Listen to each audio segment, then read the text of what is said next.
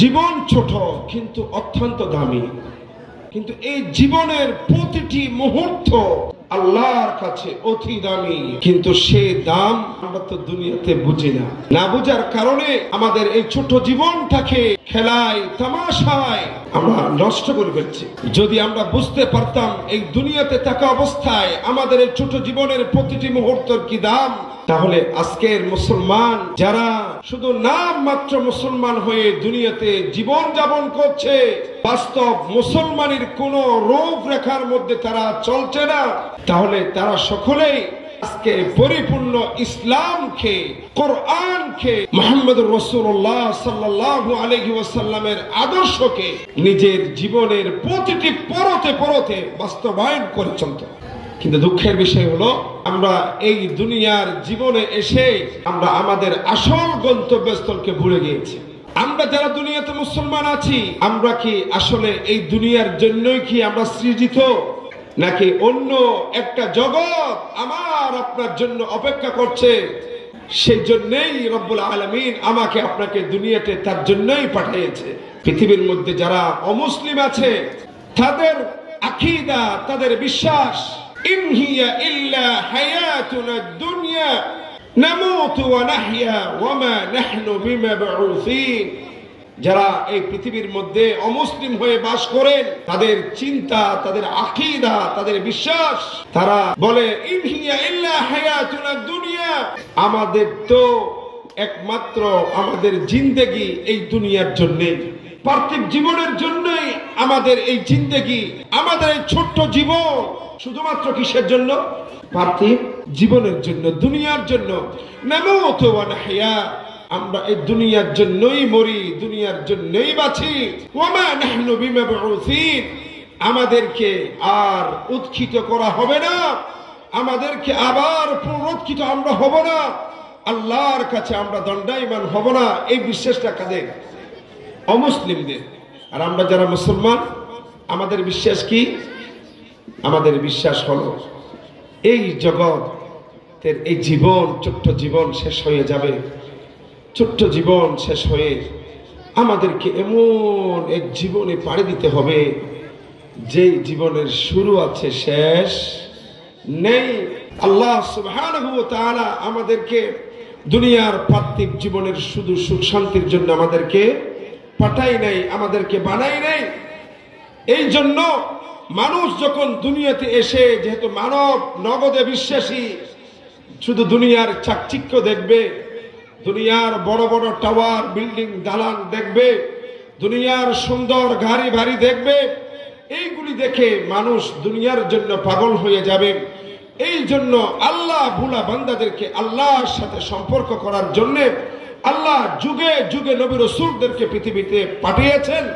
শেষ নবী হিসেবে আল্লাহ পাঠিয়েছেন বিশ্ব মানবতার মহান মুক্তির দূত সৈয়দুল আম্বিয়া, সৈয়দুল মুরসালিন, তাজদার মদিনা মুহাম্মদুর রাসূলুল্লাহ সাল্লাল্লাহু তাআলা আলাইহি ওয়াসাল্লামকে, যাতে করে পৃথিবীর মানব, পৃথিবীর নারী পুরুষ, পৃথিবীর ধনী গরিব যত মানুষ পৃথিবীতে বাস করে, তারা যাতে তাদের জীবনের প্রতিটি পরতে পরতে মুহাম্মদুর রাসূলুল্লাহ সাল্লাল্লাহু আলাইহি ওয়াসাল্লামের আদর্শ যাতে বাস্তবায়ন করে, তাদের জীবনকে পরিচালনা করে, এই জন্যই আল্লাহ মুহাম্মদুর রাসূল সাল্লাল্লাহু আলাইহি ওয়াসাল্লামকে শেষ নবী হিসেবে পাঠিয়েছেন, যাতে আমরা দুনিয়াতে এসে অনন্তকাল জীবনকে যাতে ভুলে না যাই, আল্লাহকে যাতে স্মরণ করি, যাতে আমরা আল্লাহ সুবহানাহু ওয়া তাআলার হুকুম মানি, মুহাম্মদুর রাসূলুল্লাহ সাল্লাল্লাহু আলাইহি ওয়াসাল্লামের তরিকা অনুযায়ী, আদর্শ অনুযায়ী, এই জন্যই আমরা দুনিয়াতে এসেছি। কিন্তু দুঃখের বিষয়, আমরা দুনিয়াতে এসে এমনি আল্লাহ রসুলকে মহব্বত করি, ভালোবাসি, আল্লাহ বলি, রব জানি, কিন্তু সব মুখে, আমাদের কাজে কর্মে, আমাদের মুআমালাত, আমাদের মুআশারাত, আমাদের চাল চলনে কোন জায়গার মধ্যে আমরা আমার আল্লাহর হুকুম, আমার রসুলের আদর্শকে আমরা বাস্তবায়ন করতে পারি না। ভাইরা, দুঃখের বিষয়, এই অবস্থায় যদি আমাদের জীবন শেষ হয়ে যায়, তাহলে আমাদের জীবন তো নষ্ট হয়ে যাবে। এই জন্য আল্লাহ কোরআনে কারীমে বলছেন, وأطيعوا الله ورسوله إن كنتم مؤمنين। হে আমার পৃথিবীর বান্দাবাদীরা, তোমরা যদি ঈমানদার দাবি করতে চাও, তোমরা যদি ঈমানওয়ালা হতে চাও, তাহলে তোমাদেরকে আল্লাহর অনুগত হতে হবে, আল্লাহর অনুসরণ করতে হবে, অনুকরণ করতে হবে, আল্লাহর রাসূল সাল্লাল্লাহু আলাইহি ওয়াসাল্লামের অনুকরণ করতে হবে। যেই সমস্ত মানুষ ঈমানদার নাম দিয়েছে কিন্তু তার জীবনের মধ্যে আল্লাহর অনুগত্য নাই, আল্লাহর রাসূলের অনুগত্য নাই, সেই ব্যক্তি ঈমানদার না। কি বলেন? এই আয়াত থেকে তো আমরা সেটাই বুঝতে পারলাম। ভাই আপনারা কি আমার কথা বুঝতেছেন? কি বলেন? কি বলেছে আল্লাহ, কি বলেছেন কথা বুঝতে পারছি? ঈমানদার কাকে বলে?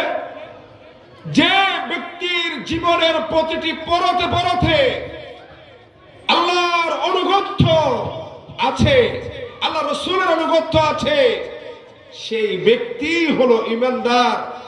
আর ঈমানদার দাবি করলাম আমার জীবনে আল্লাহ এবং তার রাসূলের অনুগত্য অনুকরণ করে আল্লাহ এবং তার রাসূলকে জীবন খাটাতে পারলাম না, পরিচালনা করতে পারলাম না, তাহলে নামে হব ঈমানদার, কাজে আসলে ঈমানদার হতে পারি না। এই জন্য আল্লাহ কোরআনে কারীমে সূরা আহজাবের 21 নম্বর আয়াতে আল্লাহ বলেছেন, লাকাদ কানা লাকুম ফি রাসূলিল্লাহি উসওয়াতুন হাসানাতুন লিমান কানা ইয়ারজুল্লাহা ওয়াল ইয়াওমাল আখির ওয়া যাকারাল্লাহা কাসীরা।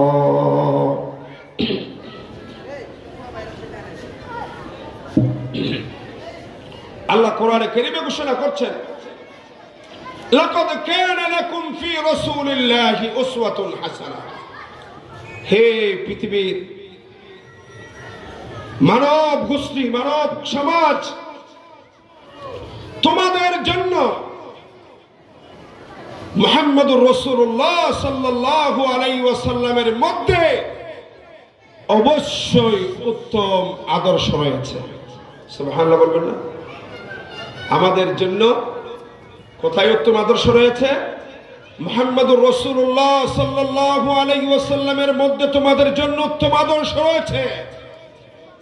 তোমাদের জীবনকে যদি উত্তম বানাতে চাও তাহলে তোমাদের মডেল বানাতে হবে কাকে? মুহাম্মদুর রাসূলুল্লাহ সাল্লাল্লাহু আলাইহি ওয়াসাল্লামকে। এখন আমরা যদি মুহাম্মদুর রাসূলুল্লাহকে মডেল বানাতে না পারি, আমাদের জীবনের আইডল যদি মুহাম্মদুর রাসূলুল্লাহ সাল্লাল্লাহু আলাইহি ওয়াসাল্লামকে যদি বানাতে না পারি, তাহলে তো আমাদের জীবন দামি হবে না, আমাদের জীবন ব্যর্থ জীবন, আমাদের জীবন ভ্রষ্ট জীবন, আমাদের জীবন নষ্ট জীবন। দুনিয়ার জীবনেও সফলতা আসবে না, মৃত্যুর পরও আমাদের জন্য জাহান্নাম থেকে মুক্তির ব্যবস্থা। এখন আসুন, আল্লাহ বলেছেন তোমাদের জন্য মুহাম্মদুর রাসূলুল্লাহ সাল্লাল্লাহু আলাইহি ওয়াসাল্লামের মধ্যে উত্তম আদর্শ রয়েছে। তোমাদের জন্য, কাদের জন্য?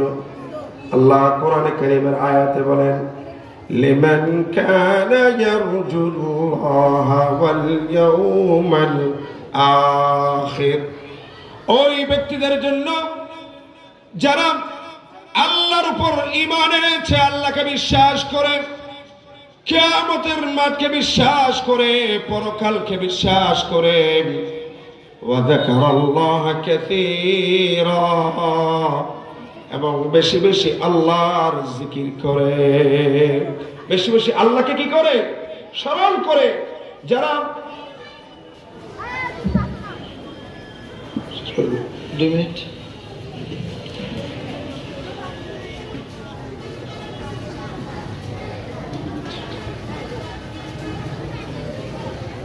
তাহলে মুহাম্মদুর রাসূলুল্লাহ সাল্লাল্লাহু আলাইহি ওয়াসাল্লামকে উত্তম, আল্লাহ রাসূলের উত্তম আদর্শ গ্রহণ করতে পারবে কারা? যারা আল্লাহকে বিশ্বাস করে। যারা পরকালকে বিশ্বাস করে, যারা বেশি বেশি আল্লাহর জিকির করে, আল্লাহকে স্মরণ করে, চলতে ফিরতে আল্লাহর জিকির করে, লা ইলাহা ইল্লাল্লাহ, লা ইলাহা ইল্লাল্লাহ, লা ইলাহা ইল্লাল্লাহ, লা ইলাহা ইল্লাল্লাহ,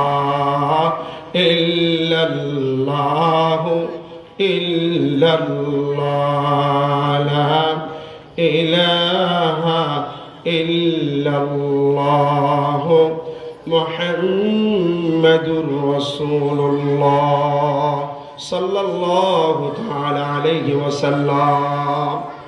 তাহলে আল্লাহ কি বলেছেন?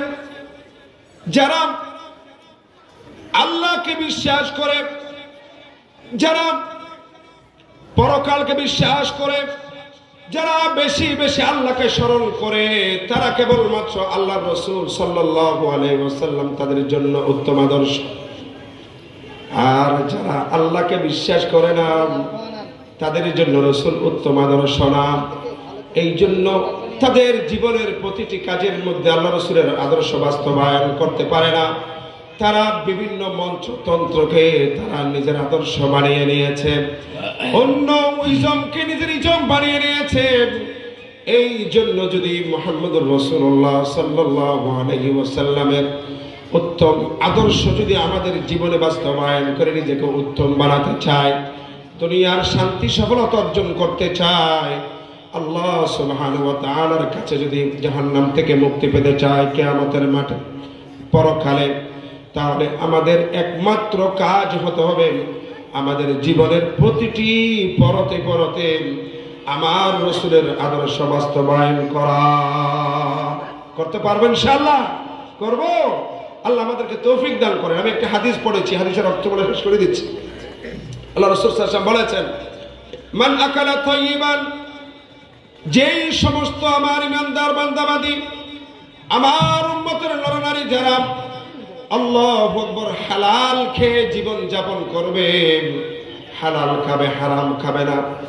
আমরা তো হালাল হারাম চিনি না, হালাল হারাম চিনি না। টাকা পাইলেই পকেটে লই, কি বলেন? টাকা পাইলেই পকেটে, খানার সামনে আসলে খেয়ে ফেলে।